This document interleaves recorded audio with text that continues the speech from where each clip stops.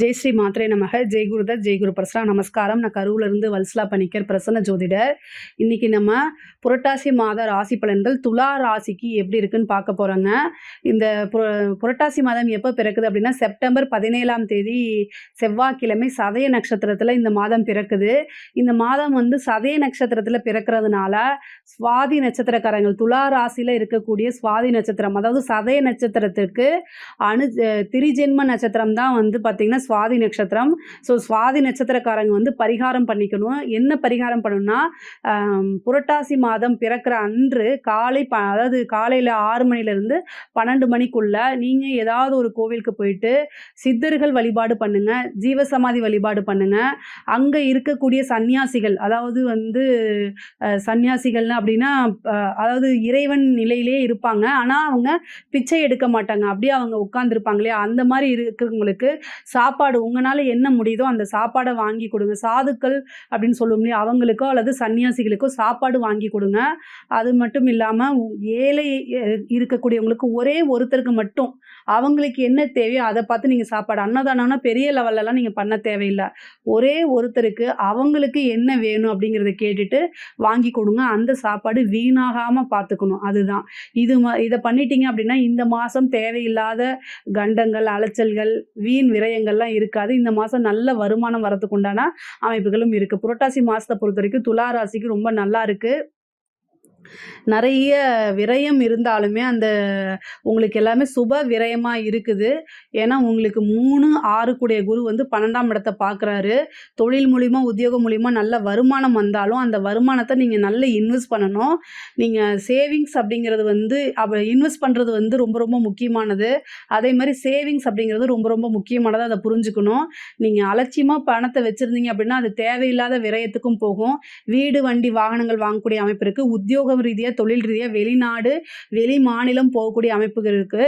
அலைச்சல்களை இந்த மாதம் அதிகமாக இருக்கும். ஆனால் அந்த அலைச்சல்கள்லாம் நீங்கள் சங்கடப்படக்கூடாது. அதுக்குண்டான திடீர் அதிர்ஷ்டமும் உங்களுக்கு உறுதியாக உண்டு. உங்களோட லக்னாதிபதி சுக்கிரன், அவரே அஷ்டமாதிபதியாக ஆகி அவர் 18ஆம் தேதி ஆட்சி பெறுறாரு. உங்களுடைய ராசிலே ஆட்சி பெறுறாரு. அப்போ என்னென்னா செலவுகள் அதிகமாக இருந்தாலும் அதுக்குண்டான வருமானம் தன்னால் தேடி வரும். திடீர்னு ஒரு அதிர்ஷ்டம் கிடைக்கும்.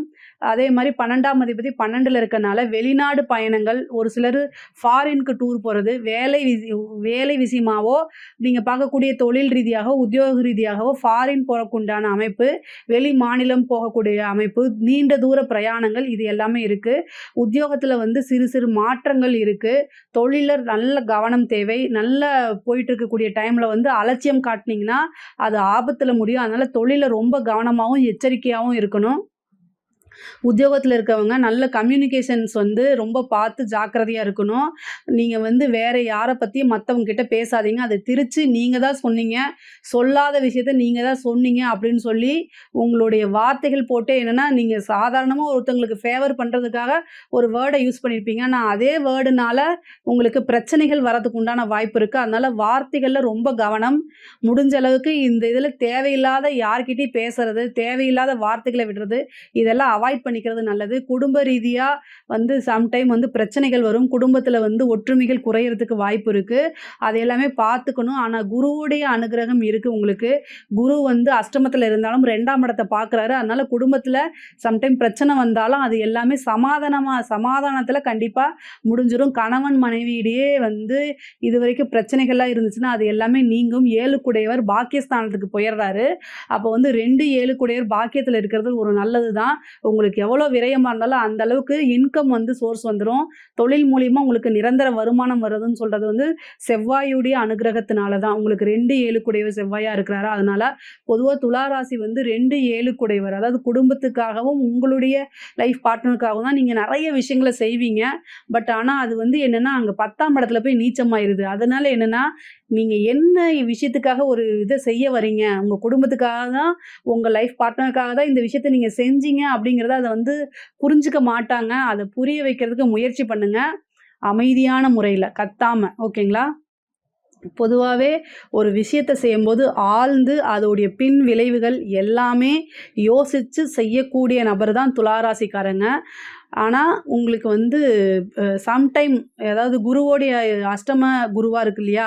சம்டைம் வந்து நீங்க கொஞ்சம் அது அதாவது புரிய வைக்க ட்ரை பண்ணி ரொம்ப டயர்ட் ஆயி போயிருவீங்க.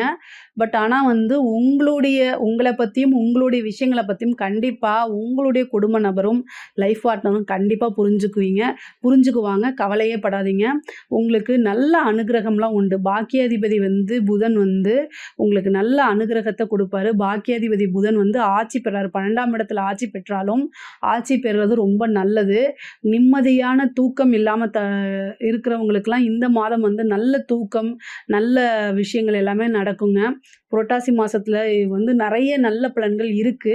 நீங்க எந்த அளவுக்கு எஃபோர்ட் போடுறீங்களோ, அந்த அளவுக்கு உங்களுக்கு பலன்கள் உண்டு. படிக்கக்கூடிய மாணவர்களுக்கு வந்து படிப்புல வந்து ஆர்வம் வந்து முன்பை விட கொஞ்சம் குறைவா வந்துரும். அதனால வந்து தட்சிணாமூர்த்தி வழிபாடு பண்ணுங்க, பிரம்மதேவர் வழிபாடு பண்ணுங்க, ஹயக்ரீவர் வழிபாடு பண்ணுங்க.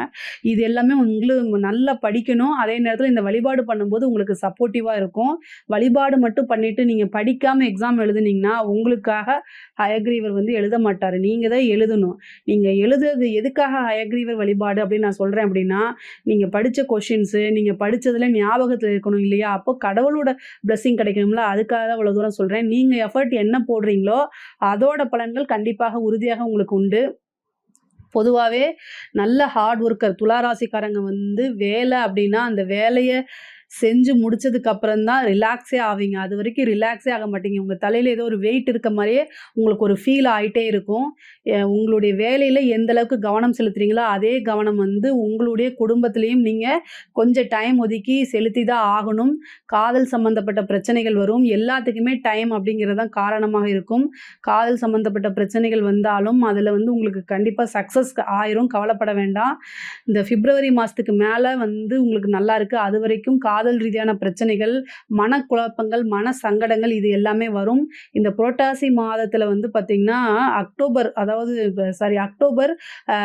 5, 6ஆம் தேதிக்கு மேல வந்து உங்களுக்கு ஓரளவு ரொம்ப நல்ல டைம் வருது. அந்த டைம்ல கரெக்ட்டா யூஸ் பண்ணிக்கங்க.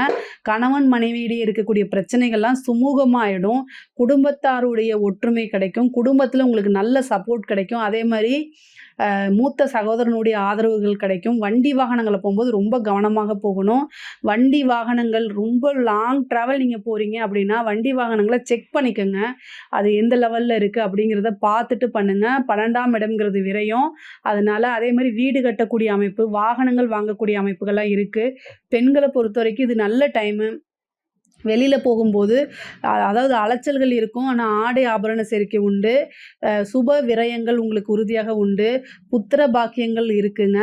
பொதுவா பெண்கள பொறுத்தவரைக்கும் இந்த குடும்பத்தில வந்து நீங்க எங்க போறீங்க, என்ன பண்றீங்க அப்படிங்கிறத குடும்பத்தில சொல்லி பழகுங்க.